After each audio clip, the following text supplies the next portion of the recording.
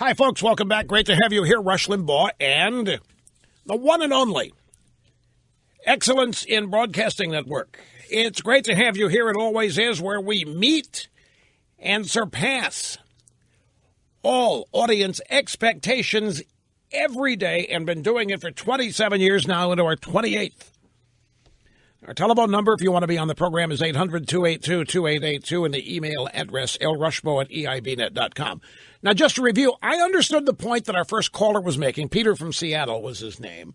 And he basically said, look, Megyn Kelly ought to just bump out of this. This is not about her. It's about the candidates. We've got a presidential campaign going on here, and people want to find out what these candidates think, not what the moderators think. And I understand that his real point was not that she should be gracious and back out. His point was that reporters shouldn't be the ones making news.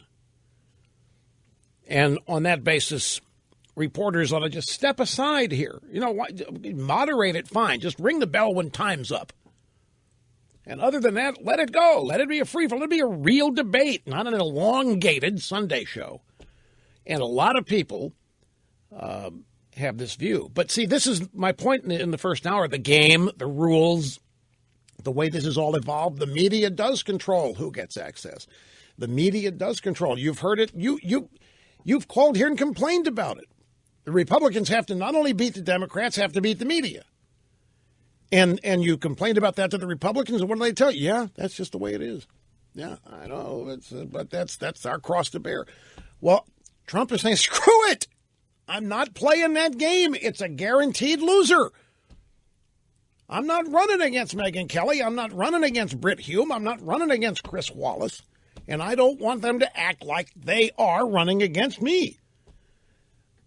But see, the game has evolved in such a way now that the media does have this prominent role. I mean, they determine what is news, they determine what isn't news, and they determine what you hear about the news in terms of commentary. And they used to have a monopoly on it. Now they don't, which has made them, I think, even more partisan, openly partisan. They've always been partisan. It's making them more openly partisan than they've ever been. But here comes Trump outside the parameters of all of this, outside the boundaries. He's not playing the game. He's done it. He's played the game. He's been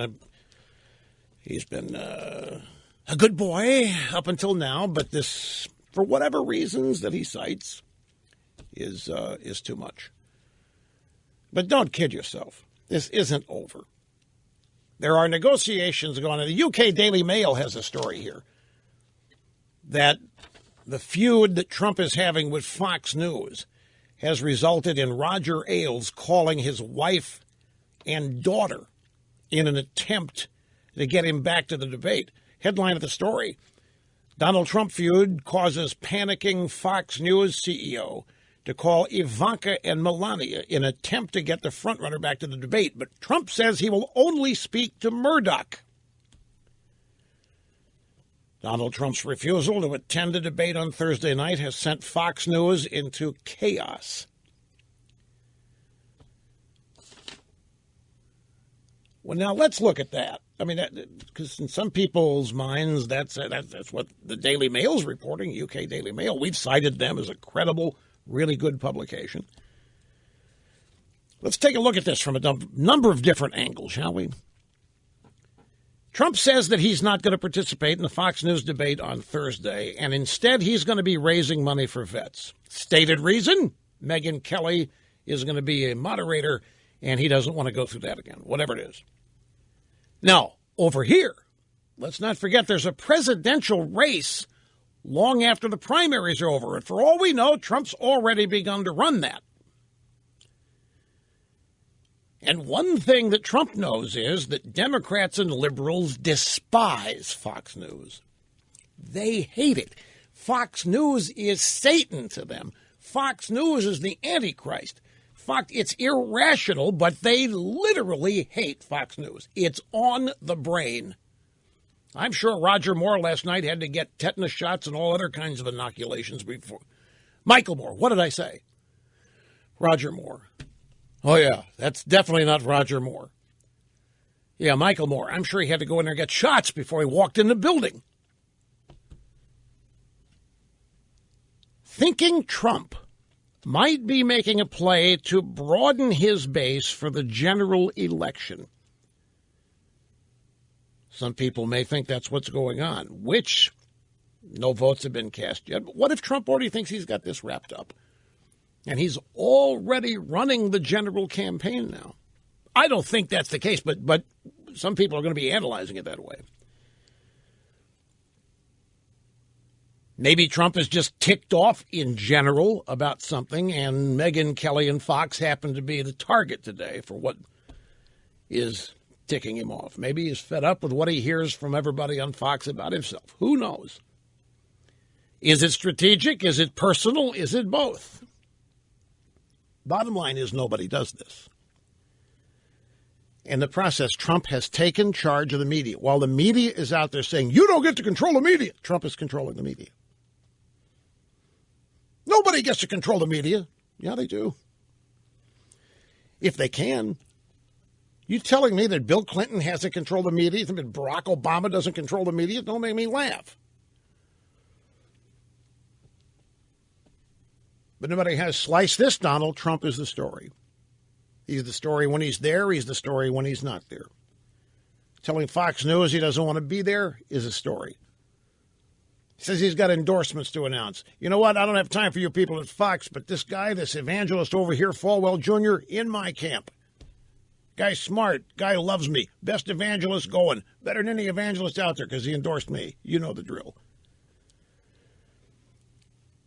So here we are. He's trailing in Iowa in some polls. Some polls he's ahead in Iowa.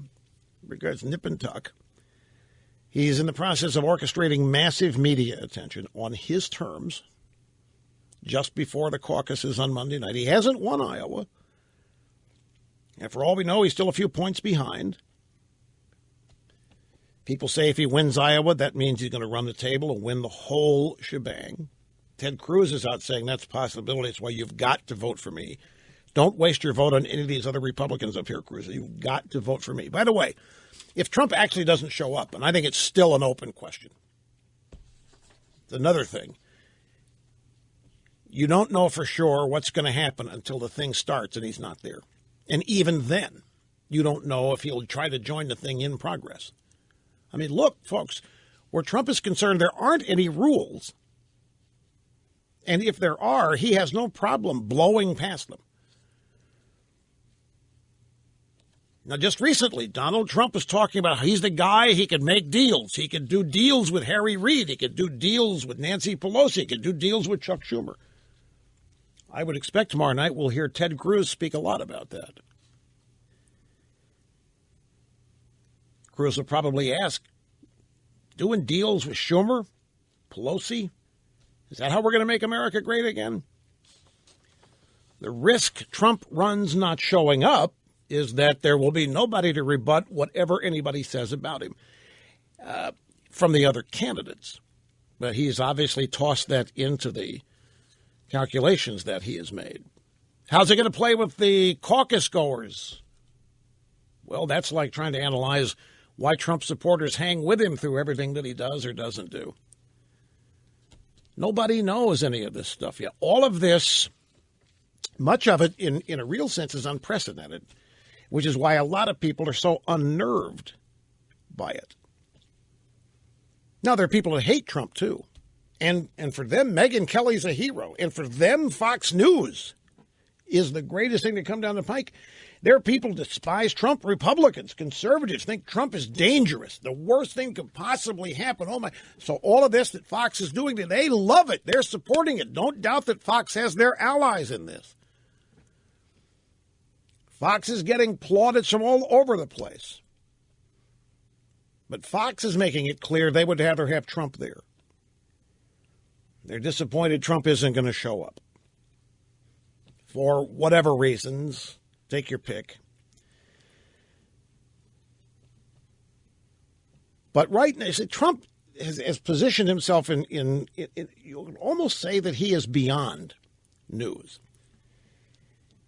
You can't just cover Trump from the prism of news. You have to cover Trump also through the entertainment prism.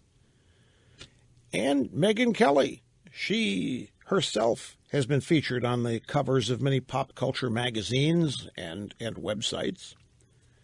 That is called broadening the base. That's called reaching out beyond the confines of what people think a news anchor is. That's called redefining and resetting the table for the purposes of marketing and expanding the number of people that might tune in. I mean, Fox News would love to have viewers that are interested in things other than just the news. I mean, how else they're going to grow their audience? So you could argue that all of this, boiled down to its essence, is show business of one form or another. And if that's the case, who's better at it than anybody else? Who's familiar with it? Who knows how to do show business media? Some people, when they're faced with the media, are simply compliant and polite and try to answer the questions, and others look at them as people with whom you have to engage in combat. And some say, I'd just rather them not be involved in what I'm doing at all. To hell with it. Why do I have to basically bow down and kiss their feet to get where I want to go? Trump is media savvy, knows TV, and a big part of knowing TV is not fearing it. That's why I have to chuckle when I hear people, oh, man, Trump is not looking good. Afraid of Megyn Kelly? What do you mean? How can you, if you're going to be afraid of Megyn Kelly, how are you going to negotiate with Putin? It isn't about being afraid of anybody. And by the way, let me restate something. Every syllable of commentary for me today is coming from a point of absolutely no support or opposition to one candidate or another. Nothing I say today is shaped by personal preference in this race. That's why I opened the program the way I did.